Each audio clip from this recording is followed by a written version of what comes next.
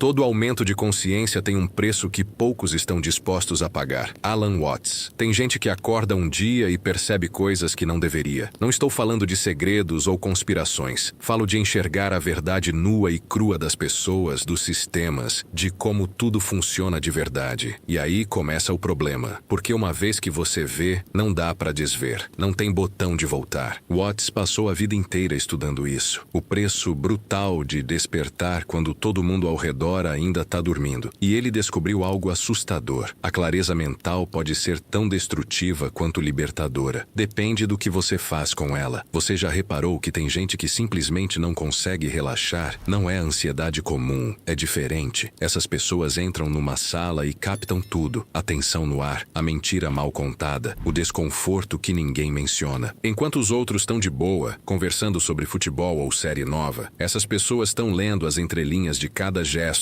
cada pausa, cada palavra não dita. Watts chamava isso de hiperconsciência. E não é dom, é fardo. Porque quando você desenvolve essa capacidade, perde outra, a de ignorar. A maioria das pessoas vive numa espécie de transe coletivo. Elas aceitam as regras do jogo sem questionar. Trabalham 40 anos num emprego que odeiam porque é assim que funciona. Casam porque chegou a idade certa. Sorriem quando estão morrendo por dentro. E funciona para elas. Não porque sejam burras ou fracas. Funciona porque existe uma proteção nessa inconsciência. Uma camada que amortece os golpes da realidade. Quando você perde essa camada, fica exposto. Cada hipocrisia dói. Cada injustiça queima. Cada falsidade machuca como se fosse com você. Aí você tenta explicar pro seu amigo o que tá vendo. Ele te olha como se você tivesse pirando. Cara, relaxa. Para de pensar tanto. Mas não é pensar demais. É ver demais. E quanto mais você vê, mais percebe que tá sozinho nessa visão. As pessoas não querem saber. Elas preferem a paz da ignorância à agonia da verdade. Então você aprende a calar. Guarda pra si o que enxerga. Vai nos churrascos, ri das piadas, finge que tá tudo certo. Mas por dentro, uma parte sua morre um pouco a cada fingimento. Porque mentir pra si mesmo depois de ver a verdade é o tipo de traição que não se perdoa fácil. Tem um momento específico em que isso te pega de jeito. Você tá num relacionamento e de repente percebe. Ela não te ama do jeito que diz. Não é que ela minta conscientemente, mas você capta a distância. Sente quando o toque dela é mecânico. Nota quando o eu te amo sai por obrigação, não por verdade. E o pior, ela não sabe que você sabe. Pra ela, tá tudo normal. Vocês ainda saem, ainda transam, ainda planejam férias, mas você carrega esse conhecimento sozinho. Esse peso de saber que aquilo que sustenta vocês é frágil, construído em cima de convenções e hábitos, não de conexão real. Watts dizia que relacionamentos humanos são teatros onde todo mundo representa. O problema de quem enxerga demais é que não consegue mais atuar. Você sabe o roteiro de cor, conhece as falas decoradas, identifica quando alguém está improvisando mal, e isso estraga tudo, porque as outras pessoas sentem sua intensidade. Elas percebem que não conseguem te enganar, e isso incomoda. Ninguém gosta de ser visto de verdade. A gente prefere as versões editadas que apresentamos para o mundo. Quando alguém vê além dessa versão, a reação natural é afastar. Você é muito intenso. Você complica as coisas. Não dá para ser leve com você. Aos poucos, seus relacionamentos evaporam. Não porque você seja ruim ou tóxico, mas porque sua presença exige autenticidade. E autenticidade dói. Exige que a pessoa olhe para a própria máscara e admita que está usando uma. Poucos têm coragem para isso. Então você fica com duas opções igualmente ruins. Fingir que não vê nada e morrer por dentro, ou ser honesto e ficar sozinho. A maioria escolhe a solidão, não porque quer, mas porque depois que você prova da verdade, qualquer mentira tem gosto de cinza na boca. Agora vem a parte que ninguém te conta. Quando você vê demais, começa a absorver demais também. Não é empatia normal, é tipo uma esponja emocional que não tem controle de volume. Você entra num lugar e já sente o clima pesado antes de alguém falar qualquer coisa. Almoça com um amigo e volta para casa exausto, mesmo sem ter feito nada além de conversar. Watts estudou muito isso na filosofia oriental. Os budistas sabem há milênios que consciência expandida sem proteção é suicídio emocional. Você precisa de limites, precisa saber onde você termina e onde o outro começa. Mas quando sua percepção fica aguçada demais, essas fronteiras ficam borradas. Aí acontece uma coisa estranha. Você não sabe mais quais sentimentos são seus. Tá triste, mas não lembra o motivo. Tá ansioso sem ter nada nada para se preocupar. Passa o dia inteiro com um peso inexplicável, até perceber que aquilo não é seu. É do colega de trabalho que está em crise, é da sua mãe que está doente, é da energia densa do metrô lotado. Mas como explicar isso sem parecer maluco? As pessoas vão te achar esotérico demais, vão dizer que isso não existe, que é coisa da sua cabeça. E talvez seja mesmo, mas para você é real, tão real quanto uma pedra no sapato, só que invisível para todo mundo exceto para você. E tem mais, você não consegue desligar, não tem interruptor. Tenta meditar, tenta se distrair, tenta beber até apagar. Nada funciona de verdade, porque não é algo que você controla, é quem você virou. Sua fiação neural mudou, seu jeito de processar o mundo se transformou e não tem volta. Aqui entra a parte cruel. Quando você vê os problemas que os outros ignoram,